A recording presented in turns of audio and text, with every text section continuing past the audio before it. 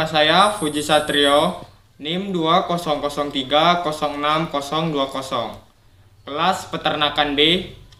Di sini saya akan menjelaskan tentang anatomi ternak monogastrik, yaitu Oryctolagus cuniculus atau kelinci, dengan dosen pembimbing Ibu Tati Fidianasari SPT MP. Saya akan menjelaskan bagian anatomi eksternal pada kelinci. Yang pertama itu terdapat caput atau kepala, kolum atau leher, trunkus atau badan, ekstremitas liberae, dan kaudal atau ekor. Dan bagian caput atau kepala terdapat rima oris atau mulut. Rima oris ini terbagi menjadi dua bagian. Yang pertama itu ada labium superior atau bibir atas dan labium inferior atau bibir bawah. Di tengah-tengah labium ini terdapat celah sehingga tampak dentis incisivus atau gigi seri. Kemudian ada nares externus atau lubang hidung luar dan fibrisse merupakan kumis pada kelinci. Kemudian ada organum visus atau mata yang terdiri dari dua bagian. Yang pertama itu ada bulbus oculi atau bola mata. Bola mata ini terdiri dari kornea atau selaput bening yang merupakan lapisan terluar. Kemudian ada iris, membran yang berbentuk cincin, dan pupil, bulatan yang berada di tengah mata. Kemudian yang bagian kedua itu ada palpebra yang terbagi menjadi tiga bagian. Yang pertama itu ada palpebra superior atau kelopak atas dan palpebra inferior atau kelopak bawah.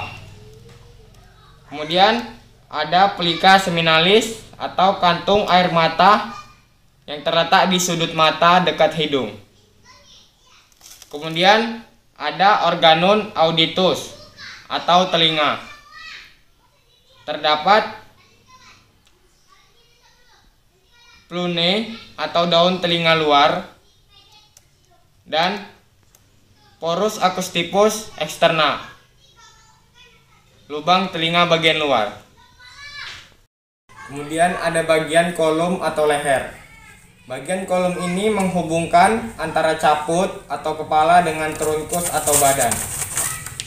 Selanjutnya ada bagian trunkus atau badan yang terdiri dari toraks atau dada, abdomen atau perut, dorsum atau pinggang,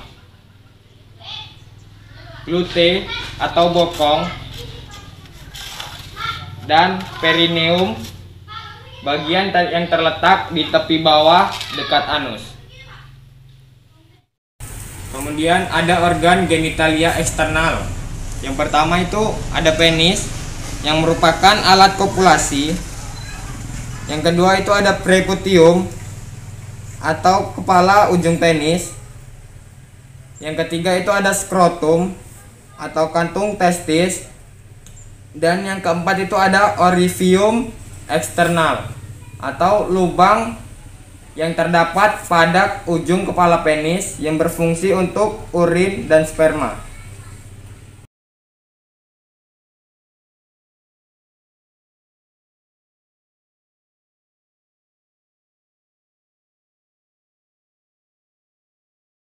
Berikut ini tampilan organ internal pada kelinci atau Oryctolagus cuniculus yang setelah saya bedah.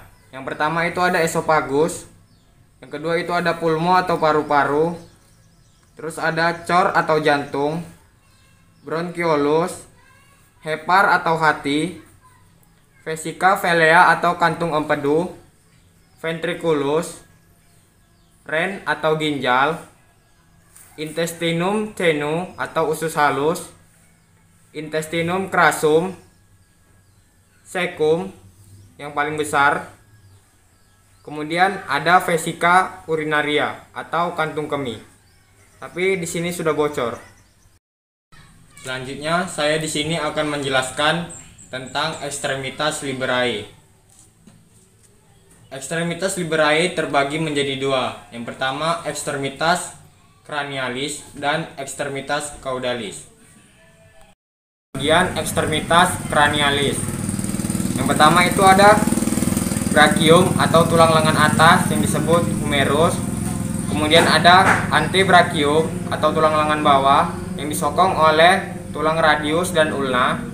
Kemudian ada manus atau tangan yang terdiri dari carpus yang disusun oleh carpul. Kemudian ada metacarpus yang disusun oleh tulang metakarpal.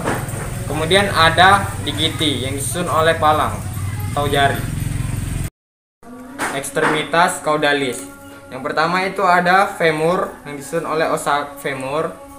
Kemudian ada crus yang disusun oleh tibia dan fibula. Kemudian ada pes atau kaki yang disusun oleh tarsus, metatarsus, digiti, dan ada valvula yang mempunyai teracak atau ingula. Selanjutnya saya akan menjelaskan sistem pencernaan. Pertama dimulai pada cavum oris atau mulut yang di dalamnya terdapat dentis atau gigi yang membantu pencernaan makanan secara mekanik. Kemudian lanjut ke faring. Terus lanjut ke esophagus atau lanjutan dari faring. Kemudian masuk ke ventriculus atau lambung, di mana ventriculus ini terjadi pencernaan makanan dibantu oleh HCl atau asam klorida. Kemudian masuk ke intestinum tenum atau usus halus yang terdiri dari duodenum, yeyunum, dan ileum, di mana ileum merupakan proses penyerapan makanan. Kemudian lanjut ke sekum atau organ yang paling besar. Di sekum ini terjadi fermentasi makanan yang dibantu oleh mikroba. Kemudian lanjut ke rektum. Kemudian lanjut ke kolon dan anus tempat keluarnya feses. Selanjutnya saya akan menjelaskan glandula digestoria yang terdiri dari glandula salivari, yaitu kelenjar ludah yang bermuara di rongga mulut, yang terbagi menjadi bagian glandula parotis atau sebelah luar di belakang mandibula, glandula sublingualis di bawah lingua atau lidah, dan glandula infraorbitalis di bawah bulbus oculi atau bola mata. Kemudian ada hepar atau hati. Kemudian ada vesica velea atau kantung empedu. Kemudian ada pankreas.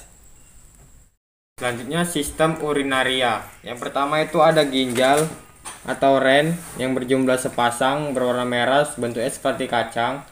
Kemudian ada ureter, saluran yang keluar dari ren atau ginjal. Kemudian ada vesica urinaria atau kantung kemih dan uretra. Selanjutnya sistem genitalia pada Ornithologus cuniculus jantan. Yang pertama itu ada testis yang berbentuk besar berwarna putih yang terdapat pada skrotum. Kemudian ada epididymis yang bagiannya terbagi menjadi tiga, yaitu caput epididymis, corpus epididymis, dan cauda epididymis. Kemudian itu ada ductus deferens. Kemudian ada ductus ejaculatorius dan cuniculus semenalis. Selanjutnya sistem sirkulatoria. Yang pertama itu ada cor atau jantung yang terdiri dari atrium dexter, atrium sinister, ventricle dexter, dan ventricle sinister. Selanjutnya ada arteri. Arteri pulmonalis menuju paru-paru membawa darah bersih.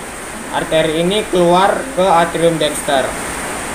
Kemudian ada aorta, yaitu arteri terbesar yang keluar dari ventricle sinister yang membawa darah bersih.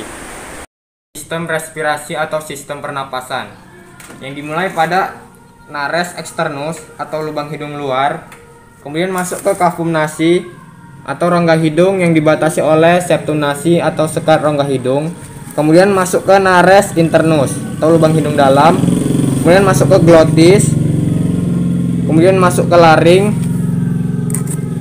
lanjut ke trakea, kemudian masuk ke bifur catio-trachealis atau percabangan dari trakea. Kemudian ada bronkus yang terdiri dari bronkus dexter dan sinister. Kemudian masuk ke pulmo atau paru-paru yang terdiri dari pulmo dexter dan pulmo sinister.